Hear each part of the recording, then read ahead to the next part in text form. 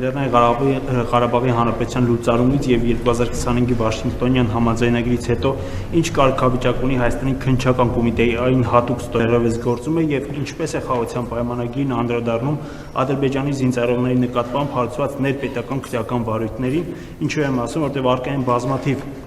հավաստի տեսանյութեր, ինչպիսիք են 2020-ի Հադրութի մահապատիժները եւ 2022-ի իշխանասարի վայրագությունները, որոնք ցուցադրում են հայ ռազմագերիների խոշտանգումներն ու արտադատարանական սպանությունները։ Արդյոք այս տեսանյութերի հիման վրա հարուցված քրեական գործերը դեռ բաց են, թե դրանք կարճվել են խաղաղության բանակցություններում քննարկված հայցերի փոխադարձ հետկանչման շրջանակում։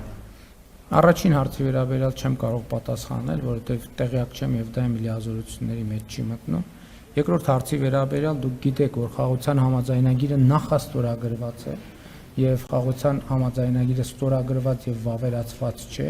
եւ հետեւաբար ներպետական ընթացակարգերում դրա հետ կապել կոնկրետ որևէ հնարավոր իրադարձություն այնքան էլ տրամաբանական չէ։ Ես չեմ կարծում, թե դրա հետ կապված որևէ իրադարձություն տեղի չի ունեցել։ Ինչ վերաբերվում է մնացած հարցերին, կարծում եմ էլի խաղաղության համաձայնագրի տեքստը հրապարակային է եւ այն ինչ որ դուք ասում եք, ինքը նաեւ իրավական վերլուծության պիտի ենթարկվի, որպեսզի պարզաբանվի ձեր ասածը ընդհանրապես այդտեղ պատճառահետևանքային կապեր կան, կարող են լինել, թե չեն կարող լինել։ Հաջորդ հարցը Պարոն Հաշինյան, դուք խոսեցիք սիրիացի վարձկանների վերադարձից, ճիշտ ենք հասկանում, որ այդ վարձկանների վերադարձի բանակցություններում Թուրքիան եւ Ադրբեջանը ներգրավված չեն, ինչու եմ սա հարցնում, որովհետեւ մենք գիտենք, որ պաշտոնապես Հայաստանում նրանք մեղադրվում էին Ադրբեջանի կողմից կռվելու համար, ինչու վերադարձվեցին Սիրիային եւ ոչ թե Ադրբեջանին։ Ես որ Ադրբեջանը չի ուզում ընդունել, որ վարձկաններով է կռվել Հայաստանի դեմ։ Ես ձեր հարցին, այդ հարցին պատասխանեցի, ավելացնելու ոչինչ չունեմ։ Եւ Ադրբեջանը ներգրավված չեն եղել։ Ում հետ բանակցությունները։ Վերադարձի մասին։ Մենք վերադարձի վերաբերյալ խոսել ենք Սիրիայի իշխանություններին։ Եվ գիտեք, որ Թուրքիայի միջոցով են վերադարձվել, որովհետեւ տարբեր այդ թվում լոգիստիկ խնդիրներ կան, ամեն ինչ հրապարակված է եւ այդ տեղեկությունների շրջանակում պետք է ընկալեք մնացած հնարավոր քննարկումները։ Պարոն Նովիկով, առնվազն Շնորհակալություն, պարոն վարչապետ, օրեր առաջ դուք կարևորեցիք եւ անհրաժեշտություն համարեցիք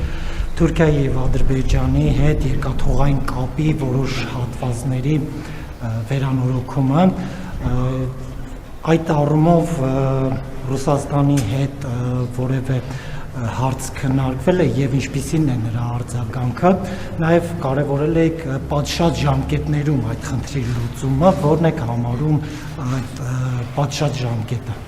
Այո, իհարկե, այդ հարցը քննարկվել է, նաեւ Ռուսաստանի Դաշնության նախագահի հետ եմ ես առիթ ունեցել խոսել, նաեւ Հայաստանի փոխվարչապետը Ռուսաստանի փոխվարչապետի հետ է առիթ ունեցել խոսել եւ մենք սպասում ենք Ռուսաստանի Դաշնության մեր գործընկերների արձագանքին, ինչ վերաբերվում է պատշաճ ժամկետներին, հիմա երեկվա իրադարձությունից հետո պատշաճ ժամկետը հիմա է եւ դա մեր ցանկությունն է, որ դա հիմա արվի, որովհետեւ process-ներ են տեղի ունենում, որոնց մասին նաեւ կիրազեկվեք եւ այդ process-ները ենթադրում են, որ պետք է դա հնարավորինս արագ անել։ Մենք խնդրում ենք Ռուսաստանի մեր գործընկերներին, որ այս հարցով որոշում կայացնեն։